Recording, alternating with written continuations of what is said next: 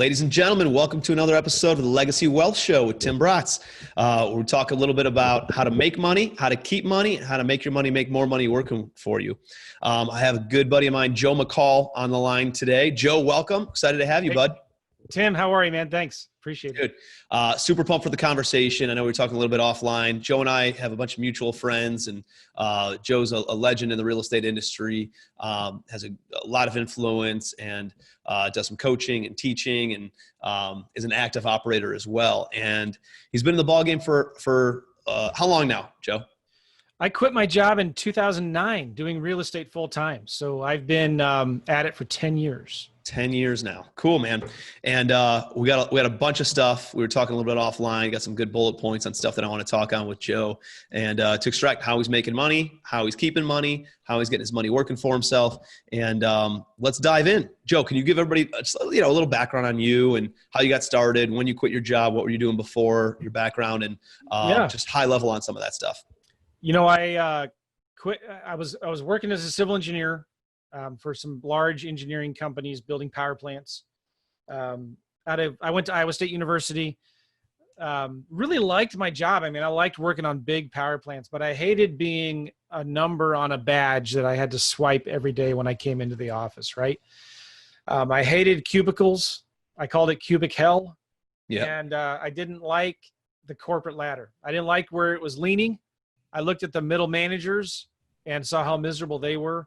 You know, they're working harder than anybody else. They come in early, the first, they leave last, and they may be making more money on an annual basis, but an hourly basis, like they're not.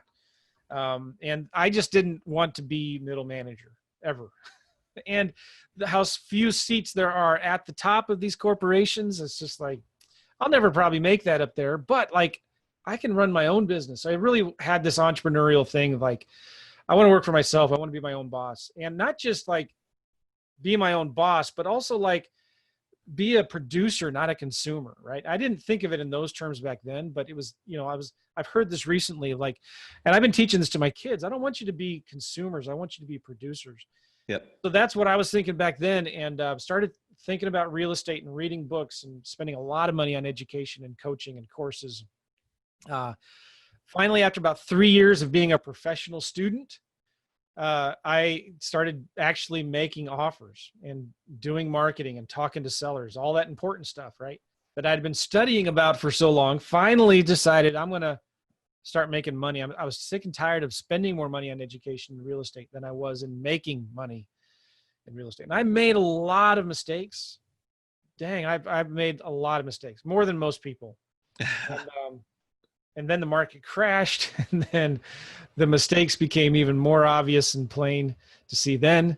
And it took me a long time to scrape out of the hole that I was in when the market crashed. But what kind of deals were you doing back then? You doing fix and flips? Well, I did 2 fix and flips. Both lost money on both. I bought and hold about. I bought with mortgages, bank loans, about 8 properties. And then I had about another 8 or 10 that I bought subject to. So and owner financing. So I was buying properties creatively and with traditional financing. So subject to is when you acquire existing financing, you just take over the payments of the existing. Just take over the existing seller. Loan. Yep. Right. Cluster. And I was borrowing a ton of money, private money, on these deals. I paid all my private lenders back, except one of them. I'm still paying them back. But like, I came this close to bankruptcy, and by the grace of God, I avoided that. I lost a lot of homes to foreclosures and short sales, but I never walked away from any of my private lenders. So I think I'm a little proud of that. I took care of my private lenders, but man, it was close. My assistant at one time lent me money to help bail me out. Wow. And, yeah. Wow. So how has having foreclosures and short sales on your record inhibited you from making money? Because you're still in real estate, obviously. You stayed in real estate. You kept on, figured out how to get on the other side of the coin and start making money when the recession did occur, when housing prices did come down. you figure that out. How did you figure it out? How were you able to still get financing? How were you able to still get, raise private money? Like, what did that look like? Well, that's a good question. One of the books that was influential to me back then was Who Moved Your Cheese, or Who Moved My Cheese, or whatever that book is. Yeah. And it really got me thinking, because the markets go through cycles. And I was starting to see it because I got started studying real estate in 2006. Everything was going up, right? Like, real estate never went down. You'd read the charts and you'd see like the last 100 years since we started tracking, real estate never went down. It was the safest investment of everything. But then it started going down. And then the market, went down a lot. It's leveled off. That's a great thing about real estate too. I'm getting to the question in a roundabout way, but like, real estate's not like the stock market where it changes on a dime and like overnight, instantly, the market's fallen 10%. Real estate's much slower. You may not think about it but back then I remember watching it. Like, you could see the writing on the wall, right? 6 to 8 months before the banks, before the news did. So we could see it on the real estate side, like listings, days on market were going long, inventory was going up. You'd hear from rehabbers like, man, these houses just aren't selling. And then it wasn't until like 6-12 months after that when the whole thing with Lehman Brothers collapsed and the market crashed and everything just went to hell in a handbasket. So anyway, I started reading Who Moved My Cheese and really thinking about like, what is the market doing? And I really knew back then I didn't want all my eggs in one basket anymore, right? I started really thinking about diversifying, and not just like investments, but like businesses. So I knew back then I wanted to have a business where I could make money in real estate doing deals, but also make money in other avenues like consulting or marketing services, done for you marketing services and software. So I started creating like a publishing company where I started doing podcasts and teaching and selling courses. Then I started doing some consulting, private one-on-one and group coaching and consulting. And then I started doing some done for you marketing services and then a little bit of software for the real estate space. And so my income has been kind of diversified for the last 8 years on those things. And so that allows me, when the market changes, where I can do different things. When the market was at the bottom in 2012 and 2013, tons of money was coming back into the market. I was doing a bunch of wholesaling. Like, I was finding the buyers and it was so easy to find deals for them. And I was making money hand over fist, just doing regular traditional wholesaling. So there's times when I'm doing a lot of lease options, or I do a lot of wholesaling, and I'll never do rehabbing again. I hate rehabbing. But so everybody gets into real estate because of the HGTV stuff, right? And as soon as you know what you're doing, you're like, I got to get the hell out of rehabbing houses. It's adult daycare. I heard somebody refer to it as adult daycare. It's terrible. I've never met a happy rehabber. I'll just tell you that loves their business and their life. Never. But so one of the things we were talking about was like, okay, now as you have these foreclosures and short sales, and I was in such a bad. I'm a horrible money manager, and like, I was always working so hard to dig ourselves out of this hole, but my head was in the sand, digging in the hole. And I thought I could fix everything, right? Looking back, and I tell this to people all the time, when their business is going down, as you're falling, you're going to hit the ground sometime, right? So like, the sooner you hit the ground, the better. Yeah, right. And it's like, because I was at the time trying to fix everything, and I was making pay because I was taking loans over subject to, and I had private lenders. And so I had all this debt obligation, and I started missing my own home mortgage payments. And like, we were 2 months behind before my wife even knew that we were facing short. And then we started getting calls, and she's like, what's going on here? And I'll take care of it. I'm fixing it. Right. Well, I never did miss a mortgage payment on one of my subject twos, right? So like, if you miss a mortgage payment on a subject two where you're taking over someone else's mortgage, they get a 30-day late on their credit, which is like stupid, really bad. Yeah. Which is why I don't like subject twos anymore. But so like, it would be day 15 and I'd get the phone calls because the owner who has the mortgage is getting calls from their bank. Joe, when are you going to make the mortgage payment? Don't worry about it. I'm going to do it. And then it'd be like day 30, day 29, hour 24. And I would make that mortgage payment, and I'd pay the late fees, but like, none of my sellers ever got a 30-day late. Yeah. But I had to like rob Peter to pay Paul, and I was missing my own mortgage payments. And I should have way earlier on, and this is what I eventually did, but it took me like a year and a half to finally get my head out of the sand. But like, I should have just cut my losses back then. And instead of prolonging this pain out, I should have just tried to go to the banks, work out something.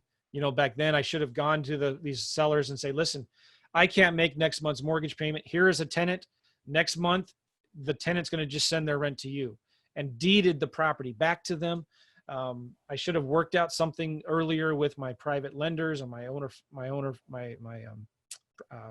sellers that I was owner financing with. But it was a disaster. And that stuff that happened affected my credit for the next 7 or 8 years. Right. And made it hard. Getting out of that now, right? Yeah. Yeah. It's got to be a big weight off your shoulders. Yes, it is. What are you seeing? I mean, everybody's saying we're at the peak of a market again, right? Like there's a lot of people doing real estate who shouldn't be doing real estate right now. And usually when that happens, that means we're in such a good market that we're probably at the peak and we're probably gonna be facing a downturn. What are you seeing on that front? Well, I can make money in any market because I've been making money when it's up and then when it's going down. See, even the crazy thing, when the market was falling, I was having problems because I bought these properties wrong. Like, I was ignoring the fundamentals. I was counting on appreciation, right? And I was also thinking it's okay to just get $100, $200 a month in cash flow. Right. So I was ignoring all the fundamentals. I did not buy these properties right. I borrowed too much money. So looking back, I know now if I were to buy a house, even at the height of the market like we're in now, I'm going to be fine when the market crashes or goes down again, because no matter what, people are going to need a roof over their heads, right? I'm not trying to do deals on real expensive homes. I'm not doing rehabs.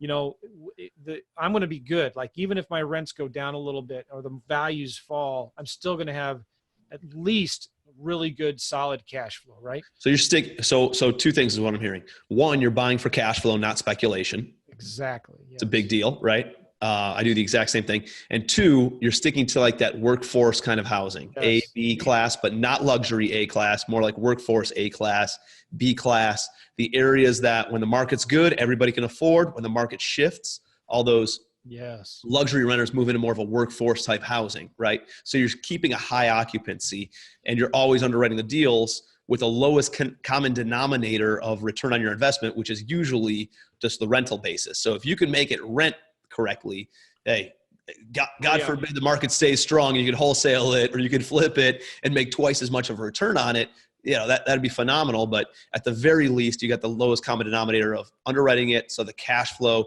at least you can maintain the status quo, even if we do go into a downturn. And I have reserves.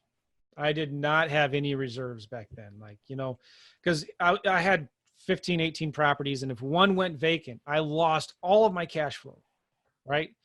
So I didn't have the reserves back then that I needed to weather vacancies. And that's so important. People forget that and they don't do it. Like, how do you hold those? How do you calculate how much in reserves you need and where do you keep them? Okay, I'll just be transparent. I have one rental property right now and I have some lease options that I'm doing, and I flip a lot of land and I'm doing a lot of wholesaling. So it's smart to do at the peak of the market, right? Smart to I love wholesale. Buy on terms, smart to wholesale a lot of stuff and not speculate on where values are going. And just do it that way. Good. Well, at the time I said, I don't want to own another deed ever again. I don't want another deed on another property ever again. So that's why I like lease options. And when the market was falling, I started doing lease options because there was more of an opportunity. There were more motivated sellers, fewer buyers that could actually get mortgages. And but anyway, like for me though, I want to see at least 3 to 6 months of reserves of any property, that whether I'm owning it with a bank loan or free and clear or as a lease option, right? You want to have at least 3 to 6 months of reserves for each property so that, if you have a vacancy, it doesn't stress you out. Because here's the thing, you make really, really bad decisions when you're stressed out. Yep. You know? You don't think straight. you don't think straight, you make bad choices and you just freak out. But if you've got that money back there, you can kind of sit back a little bit and not be forced to make rash decisions. And that's so important, because if you don't have cash, so what I'm telling people now is like, the market's pay off the debts, pay off as much debt as you can, like consumer debt. Obviously there's good debt, bad debt. Pay off all your bad debt and get some cash reserves to weather out the storm. Because sometimes, this is really interesting, people need to understand, when the market shifts, it's not like a buyer's market and then, or a seller's market and then a buyer's market immediately. Like there's a gap. And there's sometimes a 6 to 12 month gap where everybody's trying to figure out what's going on. You've got your sellers, they don't think that their prices have fallen yet. Buyers are thinking prices have fallen now. So there's this big disconnect, what sellers think their house is worth and what buyers, like investor buyers, are willing to pay. And sometimes that kind of takes 6 to 12 months for everybody to realize what's going on. Yep. And during that gap, it's important that you have the cash to be ready. And which is another reason why I love wholesaling and lease options, because I'm just flipping paper, right? Like if I can't find a buyer on a deal, that's fine. I walk away from the deal. I walk away from the contract. If I can't find explain to everybody what your business model is real quick with the lease options, just so everybody understands at a third grade level what you do. A lease option is where you lease a property with an option to buy it in the future. Okay. And so there's two things that I do with lease options. I will flip the lease option, or sometimes I'll stay in the middle of the lease option. But when I first get a property, so you'll buy it via a lease with an option to purchase the property from the seller. And then you sandwich it by going and finding a buyer who will pay a little bit more on the lease and pay a little bit more on the purchase price. So it's called a sandwich lease option essentially. And so you'll make a spread on both the monthly payments until they end up buying, and then you'll make a spread on the purchase as well. Right. Yeah. And it's an option. So it's more flexible. Yep. Like if the deal goes bad, I can walk away. Now in my contracts, I tell the seller, I'll give you a 90-day advance notice, but I can walk away. And also I don't start making payments until I find a tenant buyer to live in the home. Right. Now, if I don't want to stay in the middle, this is mostly what I do is I just sell my contract to a tenant buyer. I assign my contract to a tenant buyer for, $5 to $10 grand. Yeah. With wholesaling, it's the same thing. I'm buying and I'm doing this a lot for land right now, where we'll go out and we buy vacant land for 10 to 15 cents on the dollar out in rural nowhere. And then we sell it for maybe 60 cents on the dollar. And we're buying it cheap and we're selling it cheap, or less cheap. So I love that, because like I'm not obligated to any debt. Now the drawback though is I don't get the passive cash flow, the passive income that you get by owning residential real estate. So I realize that.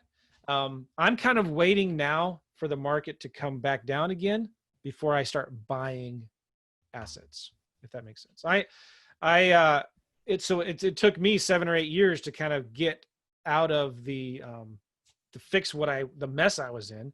Now for the last couple of years, I'm like, man, the market's too hot right now. I'm going to wait. Right. So, but I'm wholesaling. And so I'm still making good money just by getting in and out of the deal really fast. And I'm not rehabbing. Let me wholesale a deal to somebody else who's going to rehab it. Yep. Love it, man. So couple takeaways. One, make sure you have reserves. And you keep, let's say, 6 months of reserves, and that's to cover all the operating expenses of the property and the debt service of the property. So whatever your mortgage payments are going to be, and your taxes, insurance, utilities, maintenance, management, anything like that, while the property sits vacant and is not bringing in any cash flow, you want to say, let's keep 6 months in reserves, just set aside. So you're super safe. You can ride out any sort of storm. It buys you some time to then make good decisions, put better tenants in place, get somebody in there to start covering some of that expense for you. When you have that, it makes residential in 6 months, right? Exactly. So when you have that, it also makes it easier to get financing for your next property. If the bank can see that you've got some cash set aside. Yeah, you got liquidity, right? Yeah, that's super important. So, and then the other thing is, we see a shift coming. We don't know how hard it is. I think there's a lot of money on the sidelines. I think there's a lot of guys like us who are like just stockpiling cash, ready to pounce when the market shifts. But I think there's so much of that I don't see it, falling off the edge of a cliff like in 08, 09. But I think there will be a cool off. I think there'll be, seller expectations will come back to normal. I think maybe lending will tighten up a little bit and push out some of the people who aren't as qualified to be buying properties. But who knows? Well, I guess we'll see. Like, nobody has a crystal ball, right? Nobody can, but it is cyclical, and we're going through this whole inverse yield curve, right? Which is always an indicator of a coming recession, just the matter of time of when, right? I think a big thing too, people need to be really, really careful of is staying away right now. My biggest advice would be stay away from the high-end luxury properties. Because we're starting to see it in St. Louis. It's been in the news for over a year in New York and LA, really high expensive homes staying on the market longer than ever. Price drops like crazy. So, but you may think, well, I'm not in New York or I'm not in LA, but we're starting to see this in the Midwest where, house, like let's say the median home price in St. Louis is $175,000. You're starting to see like 300,000, 400,000 and up. Things are really slowing down. Yeah. Up in the market. And if you think you can go in and rehab and fix a house and get top dollar for it and sell it quickly, you just can't. You got to be super careful. I would say avoid, if I were you, the higher end homes. Yeah. I mean, I remember I was running some numbers. I was looking at some houses down in Florida and South Carolina, just as a second home for me. And I realized looking at the different price points, it was still pretty competitive up to like down in Florida, everybody's got money. So up to $1 million, $1.5 million, it was still very competitive. As soon as you got over that price point though, 2 million or north of that, typically properties would sit on the market for 6, 9, 12 months at a time. And people would go in and make lowball offers and they'd sell for 40 cents, 50, 60 cents on the dollar. Pretty amazing. Cause there's a contingent of the baby boomer generation who made a lot of money. Yeah. And they sold their businesses or whatever they did. They went and built these beautiful homes down south or wherever they were living. This is going around all over the country. And then what happens is now they're empty nesters. Now they don't have the ability to go up and down the stairs as much, or they just don't want to. They're looking to kind of downsize. They don't want to heat or cool a home that's that big. And they just want it off their plate. I have 2 neighbors exactly like that. Yeah. They're asking way too much for their property and it's going to sit on the market forever. But they're just downsizing and they're not in financial trouble. But they're looking for, they're going to have a hard time selling it. What I see some people doing though, which is really cool, is they're partnering with these sellers on these nicer homes and doing Airbnbs with them. And they are, instead of just, they're approaching these sellers with like, hey, let's partner together. I'll share, you let me do an Airbnb in your property and I will share some of my profits with you. So they're approaching these sellers as potential JV partners on doing Airbnbs on their nicer homes, which is a fascinating, I've never done one of those. Yeah. But that's a fascinating topic for me. I see people doing that right now. What I like about it is you go from sitting on the opposite sides of the table in that negotiation to all of a sudden saying, hey, we're buddies. We're going to joint venture, right? Let's partner up. And all of a sudden you're on the same side of the table. It's an easier conversation to have that way versus negotiating and trying to go, head to head and bump You can also tell the seller, listen, I'll make sure you get the first, $1,500 a month. But then after that, we'll share the profits. Yeah. 25, 50 or 75 or whatever. Yeah. I love that. I got some buddies who do a lot of Airbnb stuff. Even hearing like Cleveland, Ohio, right? You wouldn't expect that to be, you expect it in Miami, you expect it in Tampa, you expect it in New York and Charleston, South Carolina and San Diego, but you don't expect that in standard Midwest cities, but they have a ton of success with it here. And they're getting, 2.5 to 3 times as much in rent, which essentially goes straight to the bottom line. The operating expenses, the taxes don't change, right? Utilities don't really change.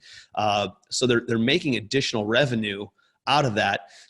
One of the things that I've warned them about, they're really good about doing this, is not underwriting the deal and buying the house at that higher price point just because they can justify it with the rents that they're getting, still underwriting it at an annual lease term. And then now they're at such a low basis. Now it really makes sense. And the juice is worth the squeeze, right? Because then you get multiple exit strategies. And that's another important thing that I was ignoring back then. I didn't give myself multiple exit strategies. So yeah, I love that. Well, I mean, options, right? The more options you have, the better you're going to be. I was in a golf tournament. We were hitting in a scramble, and there's 4 guys hitting a ball, and we have 4 different options, right? And just by having different options, by default, you're going to lead to better quality, or at least better potential of quality, right? So the more quantity you have, the better quality you're going to have as well. Exactly. I'm sorry to interrupt. I was just asking, were you standing behind the ball? Yeah, this time I was. Good question. I've learned my lesson, right? So tell me a little bit about, I know we were talking offline about this and taxes and paying your personal income taxes. And what happens if you don't pay your personal income taxes? Joe, please dive into this for me. Let me just say this. It wasn't until a few years ago that I started implementing profit first. And I came really close to getting into a lot of trouble. All right. What is profit first? Define that for me. Okay. Profit First is a book written by a guy named Mike McCallowitz. And have you heard of it, Tim? Yeah, I have. I have it up, but I haven't read it yet. Oh man. You may not need to read it. You're smart enough. Like you got accountants and bookkeepers that are taking care of all your stuff. But like, the whole idea of profit first is most people have it backwards. We've got our revenue minus expenses equals profit, right? He turns around in the book and says, you should take your revenue minus profit equals expenses. So when you get $1 in, you first take out your profit, and then you take out the tax money. And then whatever's left is what you have to cover your overhead and expenses. It's a real simple, different way of looking at your books and your accounting. Most of us are checkbook entrepreneurs. We just look at the checkbook and see what's in there, and that's what we can spend, right? Yeah. And then especially if you're a small business, and this book was written for small business owners, and it's so important because we are not paying ourselves enough money, right? We're not taking any money out for our own profit, and we're always the last ones to get paid. That's just the way we work hard. We put everything on the line. Everything's at risk. Like when we're starting these businesses, and we're the last ones to get paid. A lot of times the small business owners, the assistant who's answering the phone gets paid more than they do. Yep. So it's all about like, you need to stop and say, all right, if we're making $1 million a year, I'm going to pay myself 10% profit first. Then I'm going to pay myself a salary. And if I don't have enough to cover all of my overhead after that, after taxes too, then I have too much overhead. I need to figure out either A, how to make more money, or B, how to cut my expenses.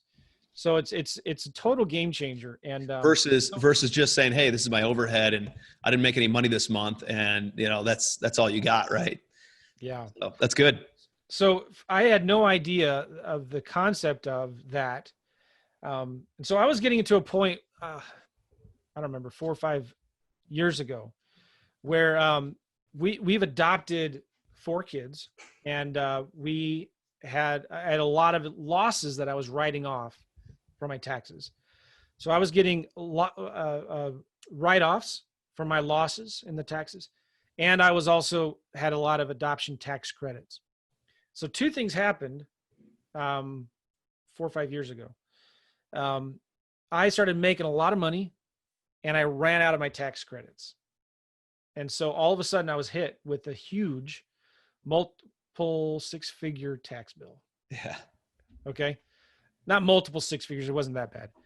But it was a lot of money, more cash than I had. Right. And so then I got to this place where like, oh crap, what am I going to do? So I started paying off my old taxes while not paying my new taxes. And so I started getting in a deeper and deeper hole. And so I thought, this is not good. And so finally, and I won't go into all the details because it's embarrassing. But I was like, I owed the IRS a lot of money, and I kept on paying my old taxes, but I wasn't keeping current with my current taxes. And I had to work out an installment plan with the IRS to pay. And I had to start becoming current on my current taxes. Right. So 3 years ago, I started becoming current on my current taxes, paying off my old taxes. And what changed though was like, now every dollar that comes in, I take 1% for profit. I take some for my own salary, and I pay myself really well. And then the rest, and then you take some for taxes. And I also put myself on payroll, right? So every 2 weeks, I'm getting a salary. The government is taking out their money every 2 weeks. I don't even know how much it is. It's just a lot, like whatever. And then So I'm paying So my that way there's not as much of a surprise at the end of the year, Oh right? man, it's a game changer. Yeah. It's like I don't have to worry about that anymore. Now, when my quarterly taxes come due, it's only a few $1,000s that I'm sending just based on kind of where my revenue's at or whatnot. Yep. But like, man, if anybody's listening to this and you want some advice, once you start making money, it's not about how much you make. It's about how much you keep. And I remember Jason Medley telling me this 5-6 years ago. Joe, you're starting to make some money now. What are you doing? You got to make sure it's not about what you make. It's about what you keep. And I didn't realize that, the importance of that, until a few years later. Like, it's really important that when a dollar comes in, you're not just going out and spending it on cars. I see so many people on Instagram, Tim, that are going broke, trying to show broke people that they're not broke. Yep. They're going broke, showing broke people that they're not broke. Buying liabilities instead of assets. It's crazy. Oh, it's ridiculous. It's absolutely crazy. And we all go through it though, It's going to bite them in the butt though, Tim. Big time. It's going to bite them in the butt. Well, fine. That's, whatever they do is up to them. But like, people need to understand, when you make a dollar in, you can't just immediately put that into expenses. You've got to take some out for profit. You got to take some out for your salary, and you got to take some out for Uncle Sam. Uncle Sam doesn't care about your problems. Like, I can't go to the IRS and claim hardship for the taxes that I owed, right? I couldn't go to them and say, listen, I'm sorry. I need you to work with me. They're going to be like, okay, where do you live? Yeah. Where do you live? How much money did you make? Right. How much money did you make last year? That's a real nice house. Yeah. So I drive a 7-year-old Nissan Maxima. My wife has a 4-year-old Buick. So I don't drive super nice cars, but I live in a really nice house. I mean, this house is really nice. It's on the upper small percentage of St. Louis homes. So like, I can't claim hardship. So it's just like, holy smokes. I wish I would have started Profit First and this whole concept of this stuff way back. And here's the other thing, Tim. If you don't know your numbers, you don't have a real business. Mm-hmm. And I heard people saying that before. Like, if you don't know your numbers, you do not have a real business. And I didn't know my numbers. Every year when I did my taxes back then, it was just like, okay, here are my bank statements.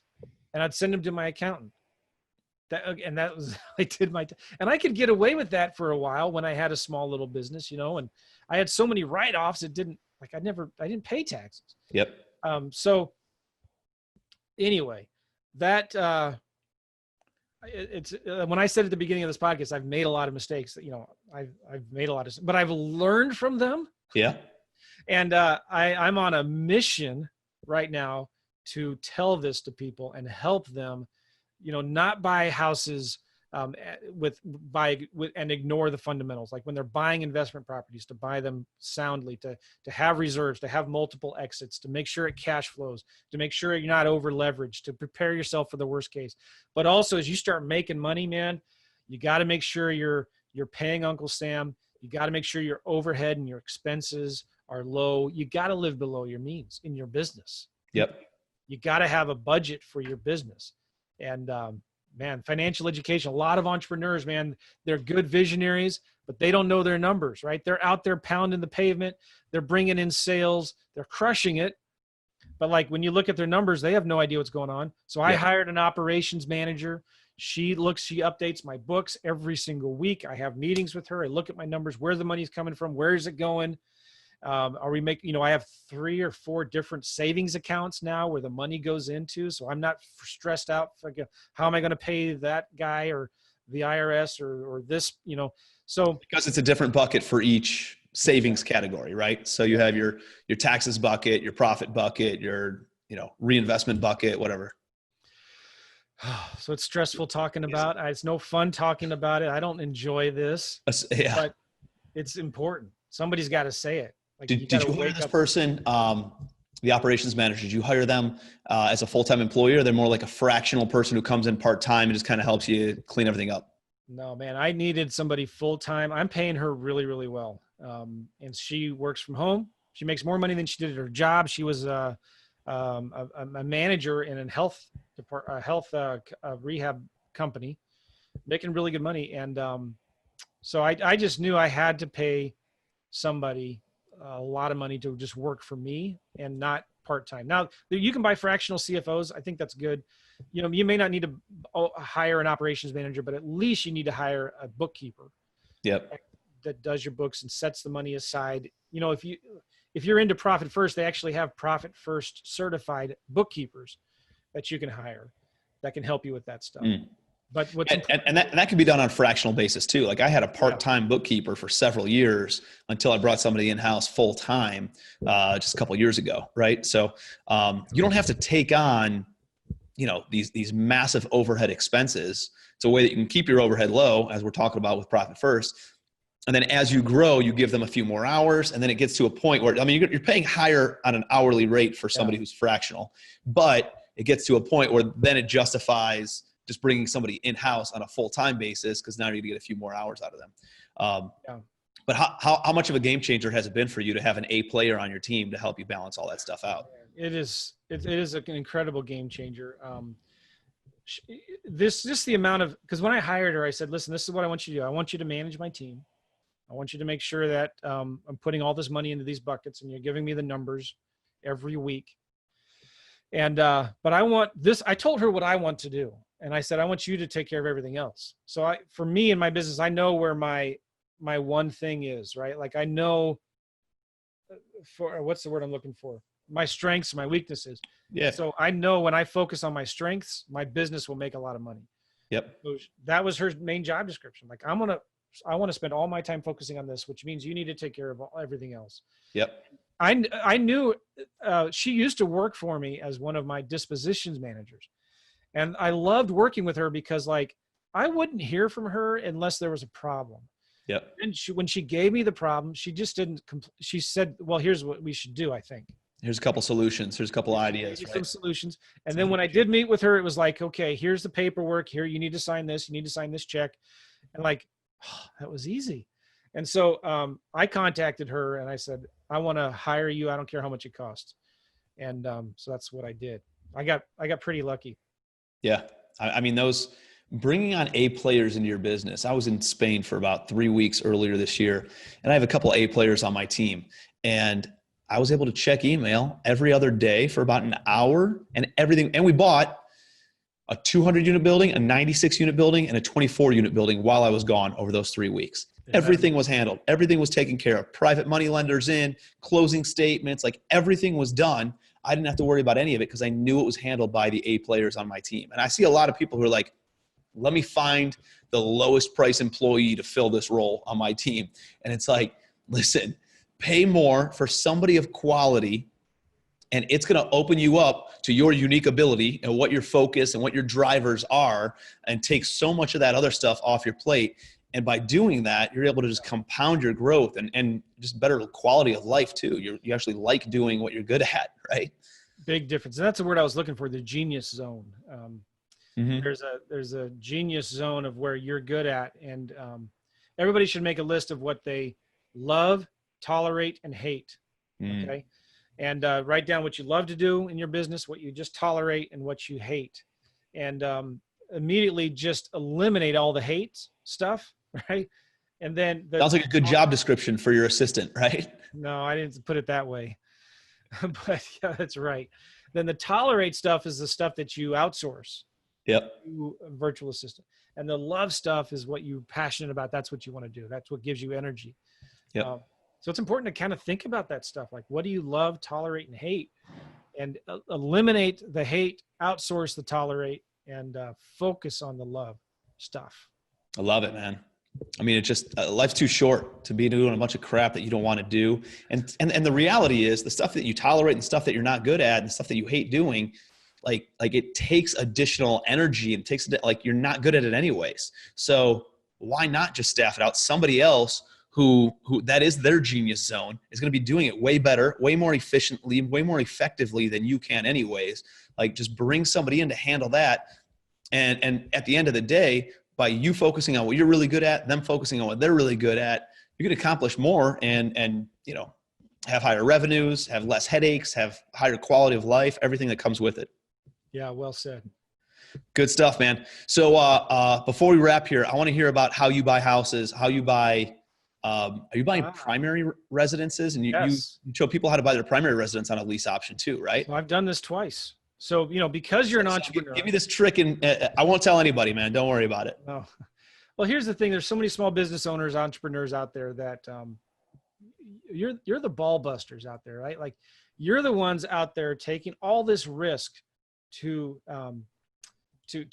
create jobs and to build wealth in this country. Like we carry the weight of the United States on our shoulders, the small business owners. Like you look at, I don't remember the numbers, but it's something ridiculous. It's like 75, 80% of all the jobs in the US are held with small business owners, not the Microsofts and Amazons. Got something in my throat. So anyway, the banks though don't care about that. You could have enough cash in the bank to buy a house, but they will not lend you the money if your tax returns don't show a good income. And so as a small business owner, the US is very pro-business in a lot of ways. And so you can write off a lot of deductions. Well, you may be making good money. You want to go buy that $1 million house. Now, though, it becomes a lot more difficult because you have to get a jumbo loan. And and you have to have a large down payment, and your credit has to be really stellar. And you need to be showing enough income in your tax returns to be able to get a mortgage to buy the house if you're going to get a traditional bank loan, right? So what happens though, if you start buying a lot of apartment buildings or starting to take off a lot of write-offs, and you don't show the reported income that you need in your tax returns to get a nice mortgage, well, you're stuck. You're kind of SOL.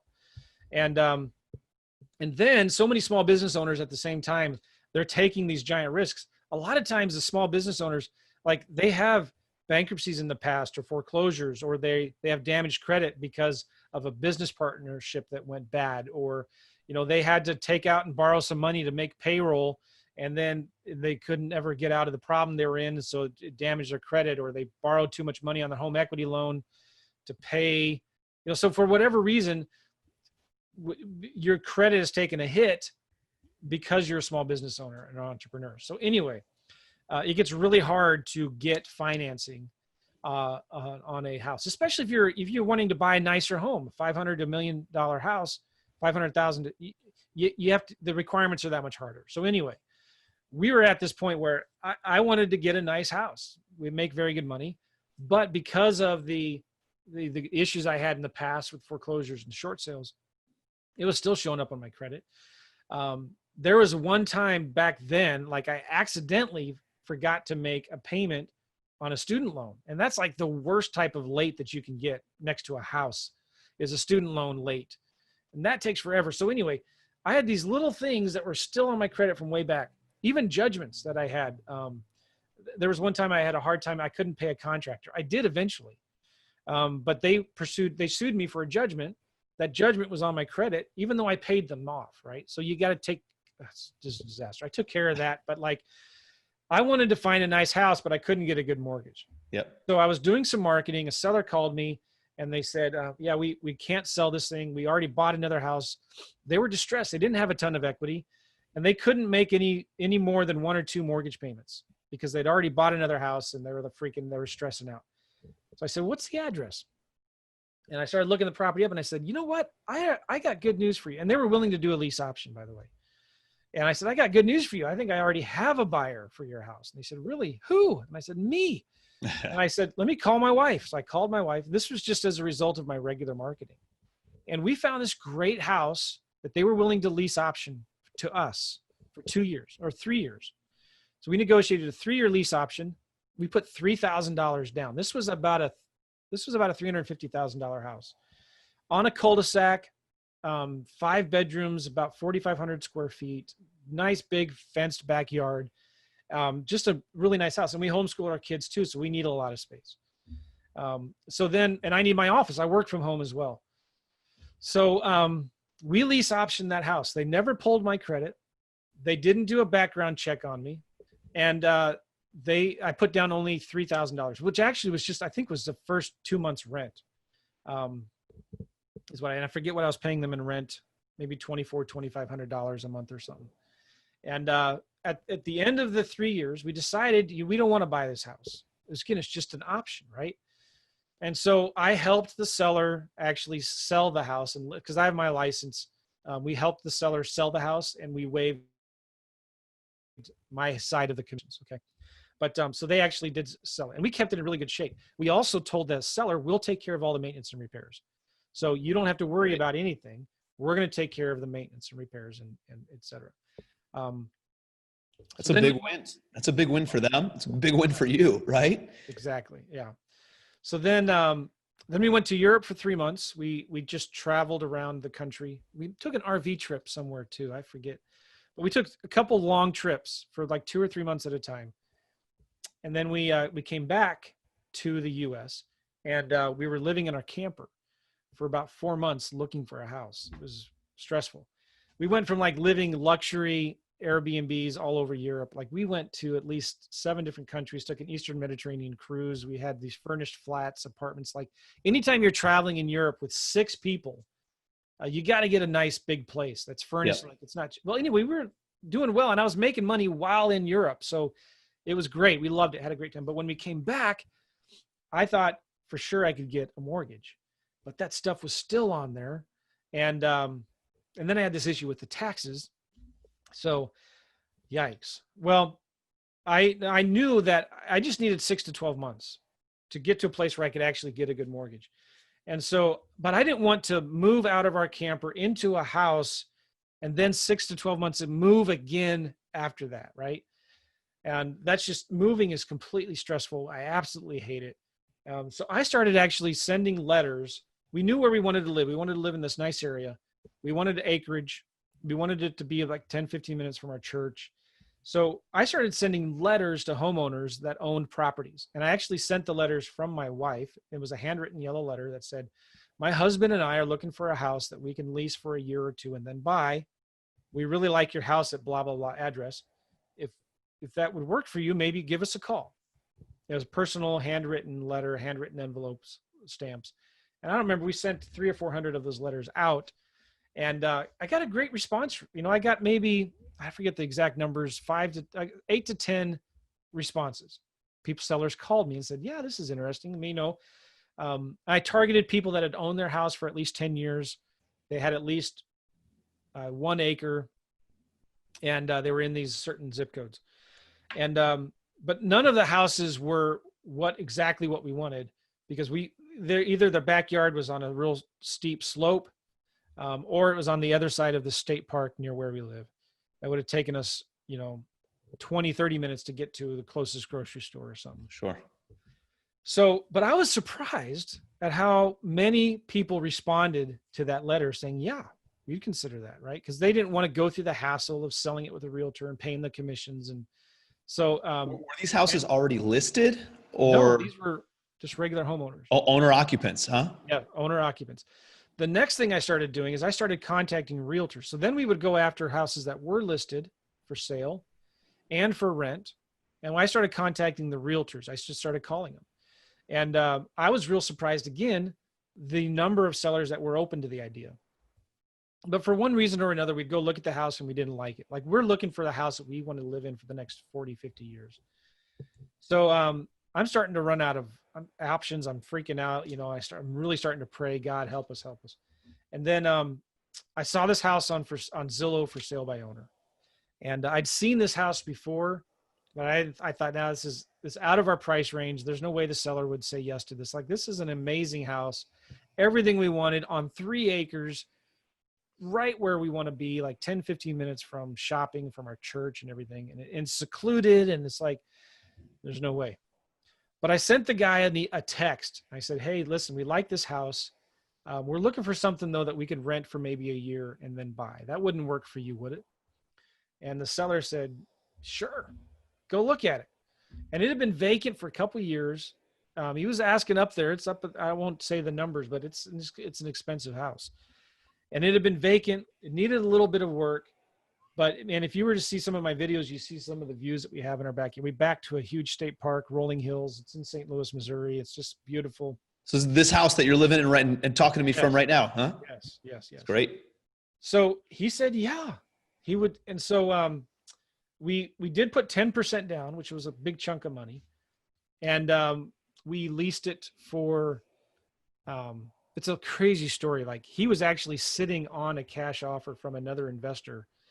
He rejected the all cash offer with no contingencies for his asking price to do a lease option with us, just because he liked us. Wow. And he also had like 3 kids. He had a lot of kids, and he homeschooled his kids. And just, he's a super nice guy, man. I love this guy. Wow.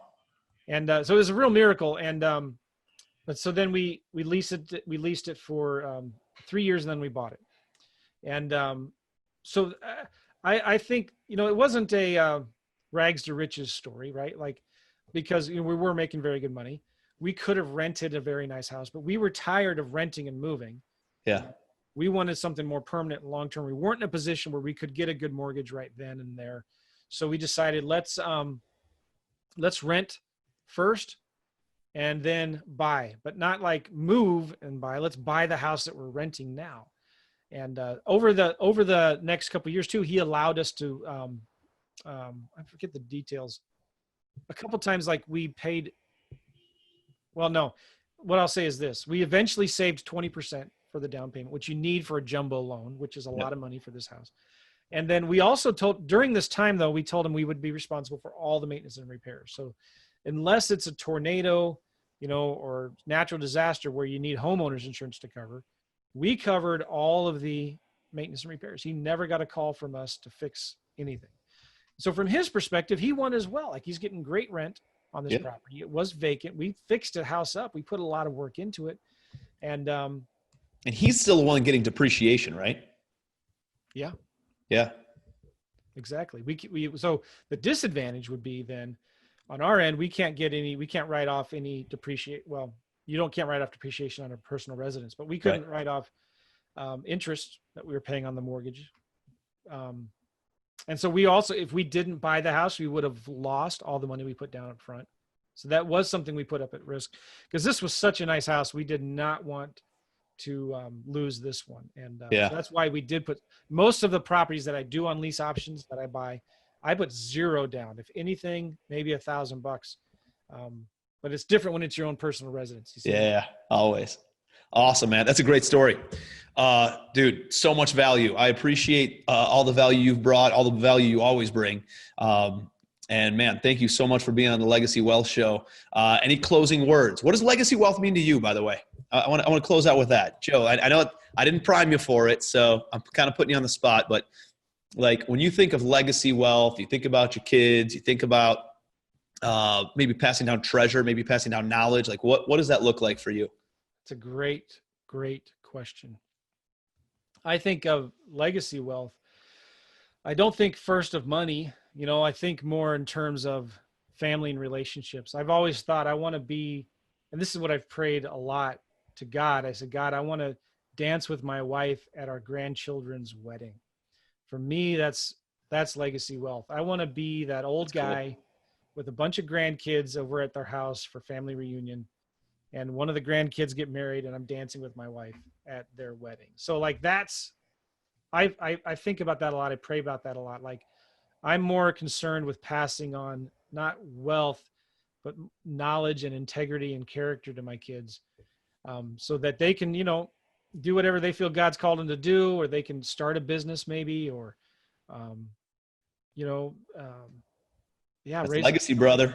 Yeah, that's a good question. Like, it's important to really write that stuff down and think about it, isn't it? And for me, it's not numbers, it's not dollar signs, it's more dancing with my wife at my grandchildren's wedding. That's the kind I love it, man.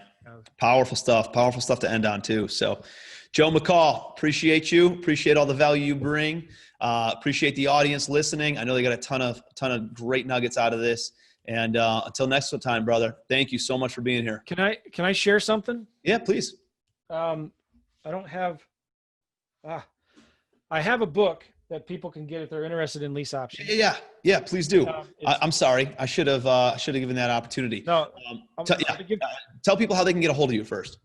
I'll give you 2 ways. Number one, I have a book on lease options called Wholesaling Lease Options, and you can get it for free. Just pay shipping at WLObook.com, WLObook.com. And then I have a second thing I was just thinking about.